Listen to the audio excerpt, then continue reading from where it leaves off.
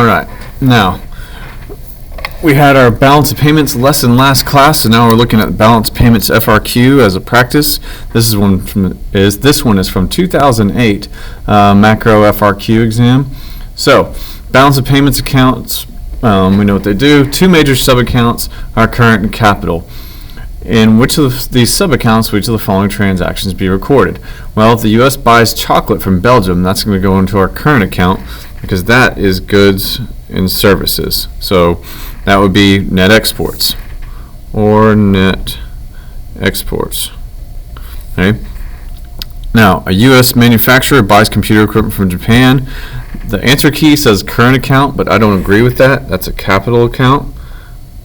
Because if you're a manufacturer, you're a supplier. You're going to buy capital goods. That's an investment. That computer equipment you're going to use to make something. So that one actually I think should be the current account. I don't agree with that answer. All right. How would an increase in real income in the U.S. affect the United States current account balance? Explain. So remember that's a point, and you got to show your work or tell them how you did it. So if we have an increase in our income, when we get paid, we have to assume that we're going to purchase. And since we're a global economy, anytime we make purchases, that will include things from abroad. So goods and services from abroad would flow into the U.S.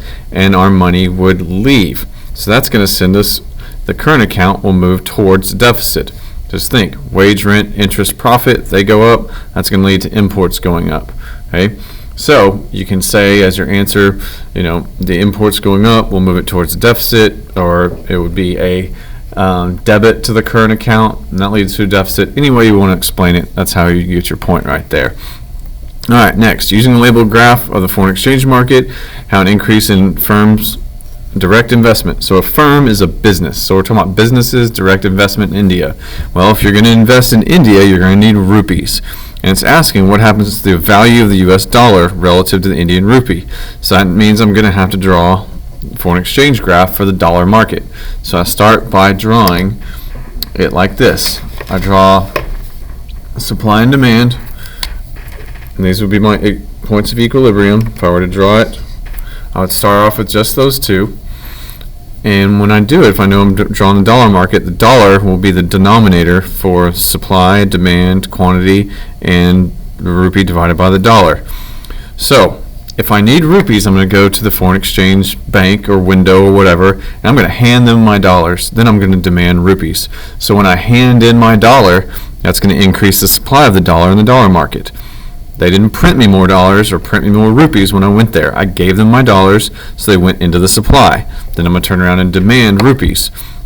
So firms need rupees to invest in India. So the U.S. investors put their dollars back in the supply of dollars and demand rupees. So that is the exchange. It's not just printing money. So supply is going to shift to the right. That's going to drop the exchange rate, or the rupee divided by the dollar. That's going to increase the quantity of dollars available. So now I get a point for my graph and a point for the rightward shift. All right, now for the second question that was asked in 2008 about balance of payments. You got Mexico decreasing tariff rates on its imports of automobiles from abroad. So those are imports, just remember that, from abroad, other countries. Which of the following groups will benefit from the decrease in the tariff rate? Mexican consumers, yes, okay.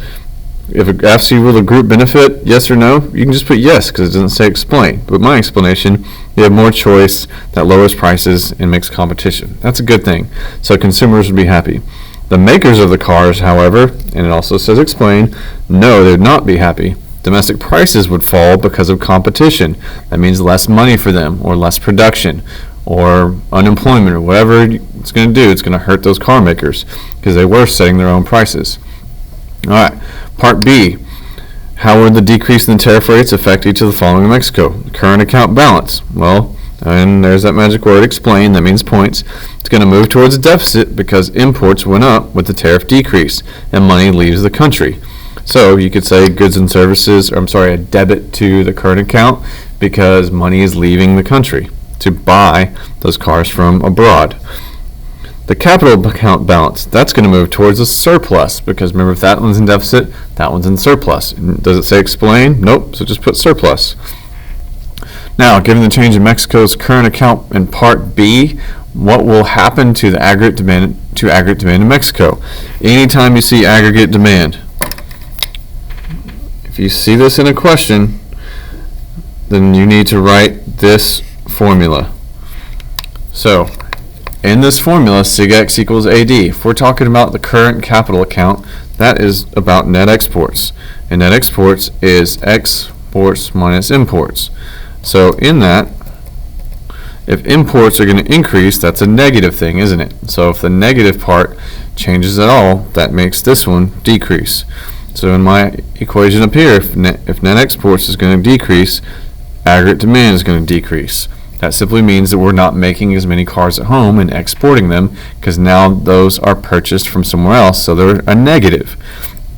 So, given the change, what will happen to aggregate demand in Mexico?